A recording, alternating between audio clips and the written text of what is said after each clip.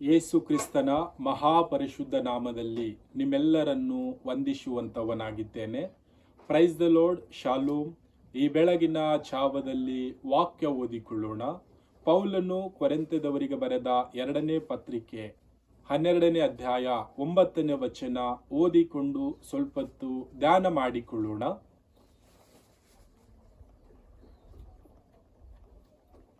ನನ್ನ ಕೃಪೆಯೇ ನಿನಗೆ ಸಾಕು, ಬಲಹೀನತೆಯಲ್ಲಿಯೇ ಬಲವು ಪೂರ್ಣ ಸಾಧಕವಾಗುತ್ತದೆ ಎಂದು ನನಗೆ ಹೇಳಿದ್ದಾನೆ.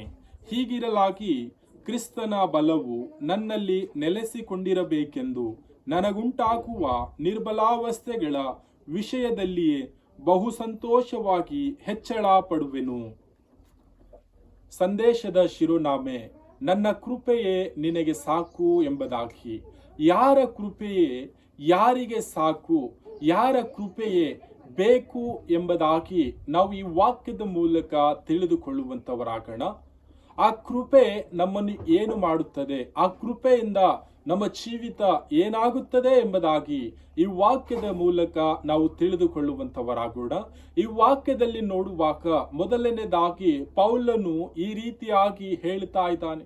ಪೌಲನು ಆತನು ಕಷ್ಟದಲ್ಲಿ ಇರುವಾಗ, ಆತನು ಪ್ರಾರ್ಥನೆ ಮಾಡುವಾಗ ಯೇಸು ಕ್ರಿಸ್ತನು ಪೌಲನಿಗೆ ಹೇಳ್ತಾ ಇದ್ದಾನೆ, ನನ್ನ ಕೃಪೆಯೇ ನಿನಗೆ ಸಾಕು, ಬಲಹೀನತೆಯಲ್ಲಿಯೇ ಬಲವು ಪೂರ್ಣ ಸಾಧಕವಾಗುತ್ತದೆ ಎಂಬುದಾಗಿ ಯೇಸು ಕ್ರಿಸ್ತನು ಪೌಲನಿಗೆ ಹೇಳುತ್ತಾ ಇದ್ದಾನೆ.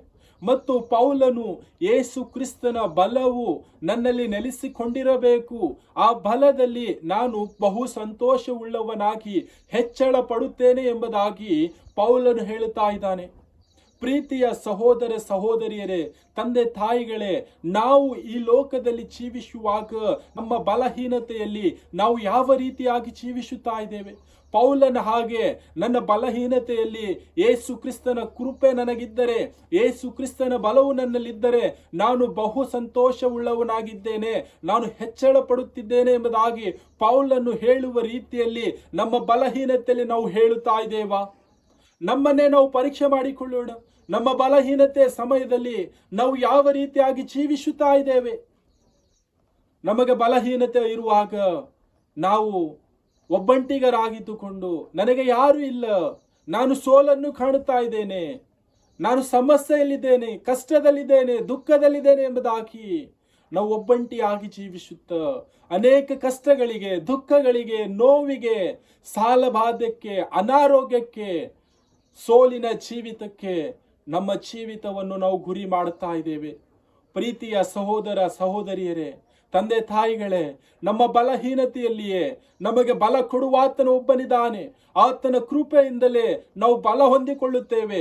ಆ ಬಲ ಹೊಂದಿಕೊಂಡು ನಾವು ಸಂತೋಷವಾಗಿ ಜೀವಿಸುತ್ತೇವೆ ಮತ್ತು ಹೆಚ್ಚಳ ಪಡುತ್ತೇವೆ ಎಂಬುದಾಗಿ ವಾಕ್ಯದಲ್ಲಿ ಸ್ಪಷ್ಟವಾಗಿ ಬರೆಯಲ್ಪಟ್ಟಿದೆ. ಆ ಕೃಪೆ ಯಾವುದು, ಆ ಒಂದು ಬಲ ಯಾವುದು ಎಂಬುದಾಗಿ ನೋಡುವಾಗ ಯೇಸು ಕ್ರಿಸ್ತನ ಕೃಪೆಯೇ, ಯೇಸು ಕ್ರಿಸ್ತನ ಬಲವೇ ನಮ್ಮ ಸೋಲಿನಲ್ಲಿ ನಮಗೆ ಗೆಲುವು ಕೊಡುತ್ತದೆ, ನಮ್ಮ ದುಃಖದಲ್ಲಿ ಸಂತೋಷ ಕೊಡುತ್ತದೆ, ನಮ್ಮ ನೋವಿನಲ್ಲಿ ಸಮಾಧಾನ ಕೊಡುತ್ತದೆ, ನಮ್ಮ ಸಾಲಬಾಧೆಯಲ್ಲಿ ಬಿಡುಗಡೆ ಕೊಡುತ್ತದೆ, ಅನಾರೋಗ್ಯದಲ್ಲಿ ಆರೋಗ್ಯ ಕೊಡುತ್ತದೆ. ಯೇಸು ಕ್ರಿಸ್ತನ ಕೃಪೆ, ಯೇಸು ಕ್ರಿಸ್ತನ ಬಲ ನಮ್ಮನ್ನು ಜಯದ ಜೀವಿತ ಕಡೆಗೆ ನಡೆಸುತ್ತದೆ, ನಮ್ಮನ್ನು ಸಂತೋಷವಾಗಿ ಜೀವಿತದ ಕಡೆಗೆ ನಡೆಸುತ್ತದೆ, ನಮ್ಮನ್ನು ಆರೋಗ್ಯಕರವಾದ ಜೀವಿತ ಕಡೆಗೆ ನಡೆಸುತ್ತದೆ. ನಾವು ಯಾವ ರೀತಿಯಾಗಿ ಜೀವಿಸುತ್ತಾ ಇದ್ದೇವೆ?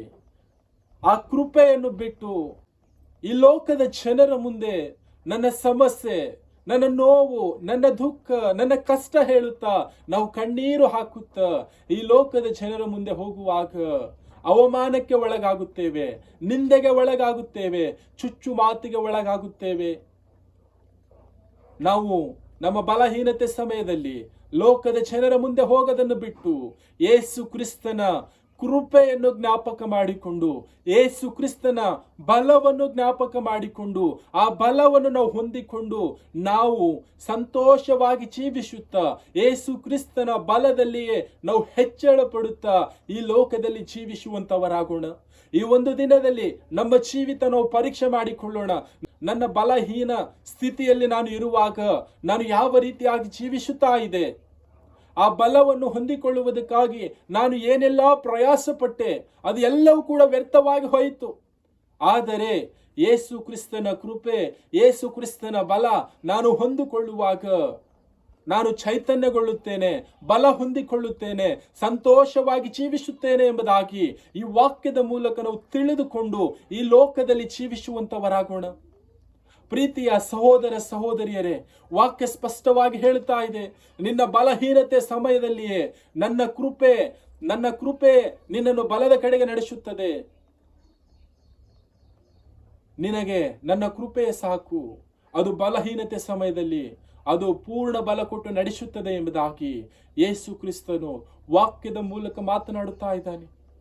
ಆ ವಾಕ್ಯವನ್ನು ನಾವು ಬಲವಾಗಿ ಹಿಡಿದುಕೊಂಡು ನಮ್ಮ ಬಲಹೀನತೆ ಸಮಯದಲ್ಲಿ ಆ ವಾಕ್ಯವನ್ನು ನಾವು ಉಚ್ಚಾರ ಮಾಡುತ್ತಾ, ಘೋಷಣೆ ಮಾಡುತ್ತಾ, ಪ್ರಾರ್ಥನೆ ಮಾಡುತ್ತಾ ಬಲ ಹೊಂದಿಕೊಂಡು ನಾವು ಈ ಲೋಕದಲ್ಲಿ ಜೀವಿಸುವಂತವರಾಗೋಣ.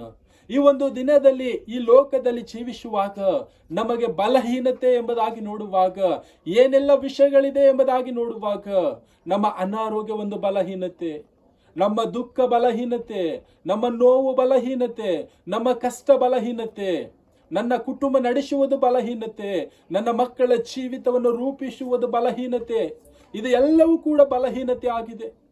ಈ ಬಲಹೀನತೆಯಲ್ಲಿಯೇ ನಾನು ಯೇಸು ಕ್ರಿಸ್ತನ ಕೃಪೆಯನ್ನು ಜ್ಞಾಪಕ ಮಾಡಿಕೊಳ್ಳುತ್ತಾ, ಯೇಸು ಕ್ರಿಸ್ತನ ಬಲವು ನನ್ನಲ್ಲಿರುವಾಗ ಅದು ಪೂರ್ಣ ಸಾಧಕವಾಗಿದೆ ಎಂಬುದಾಗಿ ನಾನು ತಿಳಿದುಕೊಂಡು ಆ ಬಲದಲ್ಲಿ ನಾನು ಹೆಚ್ಚಳ ಪಡುತ್ತಾ, ಸಂತೋಷ ಪಡುತ್ತಾ ನಾನು ಜೀವಿಸುವಾಗ ಬಲಹೀನತೆಯಲ್ಲಿ ನಾನು ಇರುವುದಿಲ್ಲ. ನಾನು ಯೇಸು ಕ್ರಿಸ್ತನ ಕೃಪೆಯಿಂದ ಬಲ ಹೊಂದಿಕೊಂಡು ನಾನು ಸಂತೋಷವಾಗಿ ಹೆಚ್ಚಳ ಪಡುತ್ತಾ ಈ ಲೋಕದಲ್ಲಿ ಜೀವಿಸುವಂತವನಾಗಿದ್ದೇನೆ. ಈ ಒಂದು ದಿನದಲ್ಲಿ ಸುಂದರ ಸಮಯವಾಗಿದೆ. ಈ ವಾಕ್ಯದ ಮುಂದೆ ನಮ್ಮನ್ನೇ ನಾವು ತಗ್ಗಿಸಿಕೊಳ್ಳೋಣ. ಇನ್ನು ಯಾರೆಲ್ಲ ಬಲಹೀನತೆಯಲ್ಲಿ ಜೀವಿಸುತ್ತಾ ಇದ್ದಾರೋ ಆ ಮಕ್ಕಳಿಗೆ ಸತ್ಯವೇದದ ವಾಕ್ಯವನ್ನು ತಿಳಿಸಿ ಹೇಳುತ್ತಾ, ಯೇಸು ಕ್ರಿಸ್ತನ ಕೃಪೆ ನಿನ್ನಲ್ಲಿರುವುದಾದರೆ, ಯೇಸು ಕ್ರಿಸ್ತನ ಬಲ ನಿನ್ನಲ್ಲಿರುವುದಾದರೆ ನೀನು ಯಾವುದಕ್ಕೂ ಕೂಡ ಬಲಹೀನನಾಗುವುದಿಲ್ಲ. ಯೇಸು ಕ್ರಿಸ್ತನ ಕೃಪೆ, ಯೇಸು ಕ್ರಿಸ್ತನ ಬಲ ನಿನ್ನನ್ನು ಸಂತೋಷದ ಕಡೆಗೆ, ನಿನ್ನನ್ನು ಹೆಚ್ಚಳ ಪಡುವ ರೀತಿಯಲ್ಲಿ ಯೇಸು ಕ್ರಿಸ್ತನ ಬಲ ನಡೆಸುತ್ತದೆ ಎಂಬುದಾಗಿ ವಾಕ್ಯದ ಮೂಲಕ ತಿಳಿಸಿ ಹೇಳುತ್ತಾ ಈ ಲೋಕದಲ್ಲಿ ನಾವು ಜೀವಿಸುವಂತವರಾಗೋಣ.